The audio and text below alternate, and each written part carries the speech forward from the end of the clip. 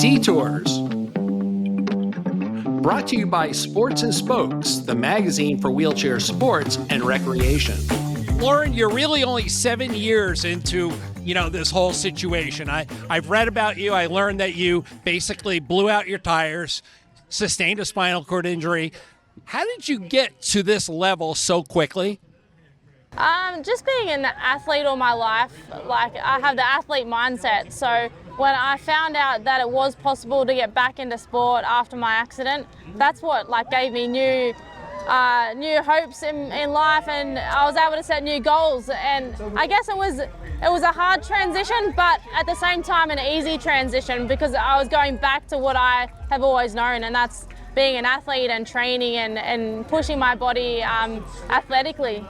Who was it and how did you get turned on to endurance athletics again after your injury? Oh, Bob Babbitt. He reached out.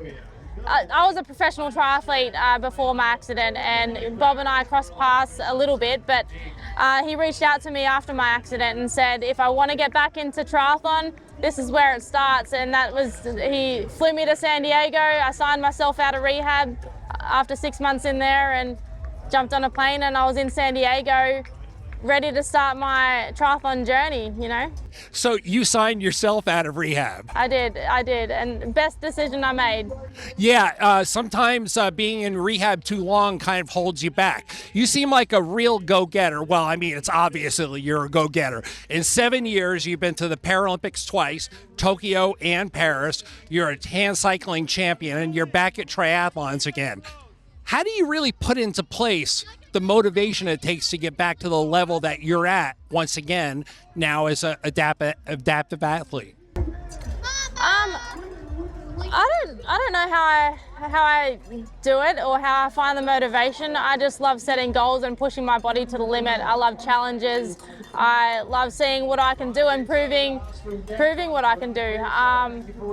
Motivation isn't a struggle for me. As I said, I've been an athlete all my life and was able to motivate myself in my everyday training. And I don't know, it's just I'm very grateful that I was able to get back into the sport.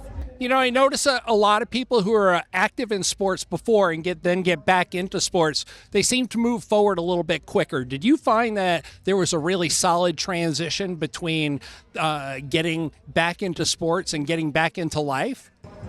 Definitely. Being an athlete and being involved in sports, it was much easier to then fall back into the sport lifestyle. I think it's a lot harder for other people if they haven't had a sporting background or that athlete mindset. It's a lot harder to start a new chapter or on the sporting journey, and to learn how to learn dedication, motivation and training and what it's all about. But I think it's a life-saving. The sport saved my life, and it saves a lot of lives. Have you found that the hand cycle is absolutely your favorite discipline of the three in the triathlon? Swim, bike, run, absolutely your favorite? Absolutely, my favorite is the hand cycle. As an able-bodied, I grew up as a swimmer, so swimming was, I guess, my favorite, and I was a pretty good runner as well. But now, since being a para-athlete, I can swim pretty well, but I don't really enjoy it. But I love the hand cycle, and I really excel at the hand cycle as well. We'd like to take a minute to thank our sponsor, Sports and Spokes magazine. For nearly 50 years, they've produced stories on iconic athletes performing at the top of their game, given generational coverage of sports dating back to the 1970s, and they've shown the way with exciting and timeless magazine cover shots. To stay on top of all the latest news from the world of high-performance adaptive sports, go to sportsandspokes.com. Sports and Spokes, the magazine for wheelchair sports and recreation. We were talking a little bit about the legends in Australia, the Kurt Fernleys and the Louise Savages. In some way, you have to recognize that though they laid the groundwork, you're the next generation. So what do you think that you're going to bring to the table that's going to be special for the next generation coming in?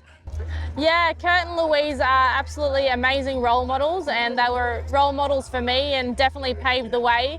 And yeah, I just hope that I'm continuing on that, I guess, legacy and I can inspire the next generation. I just want to inspire as many people as possible to never give up. You know, when you get knocked down, get back up again, and keep pushing forward. And I hope that, I continue inspiring to help others on their journey and through trauma or on their athletic journey.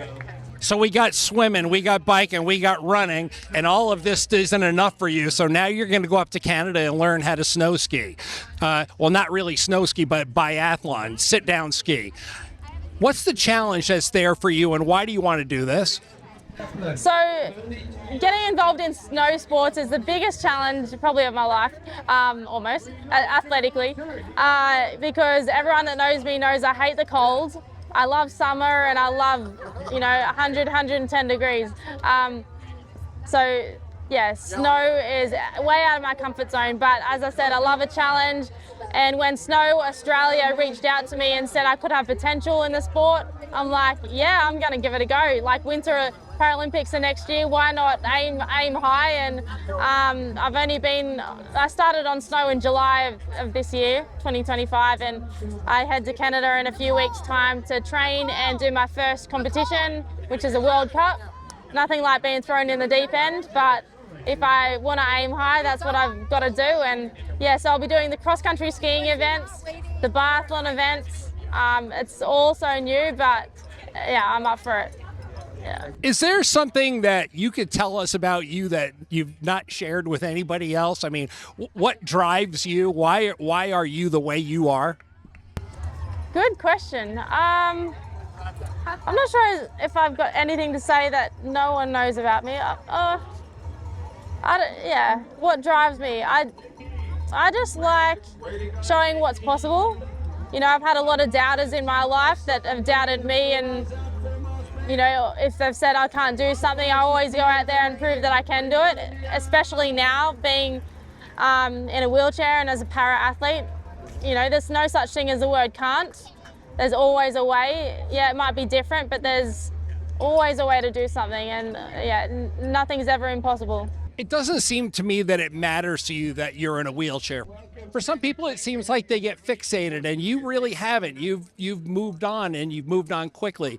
Is there a secret to that?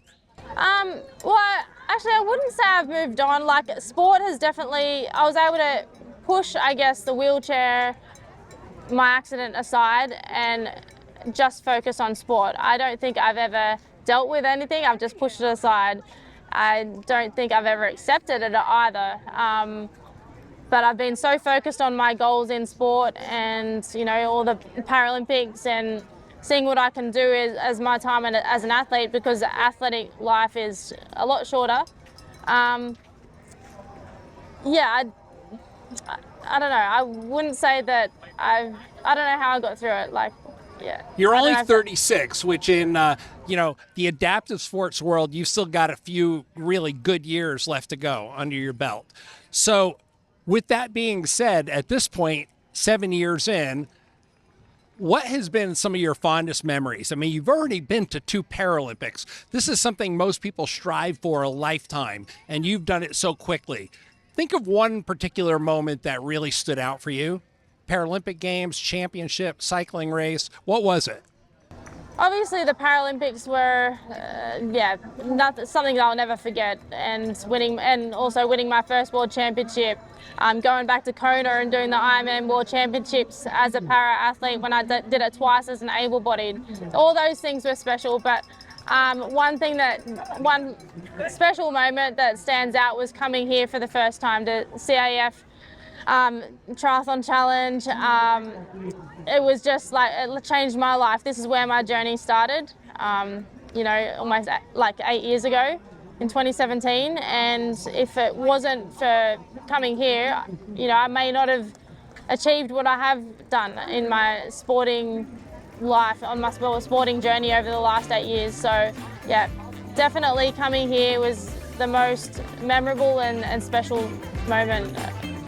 Other than the Paralympics, obviously.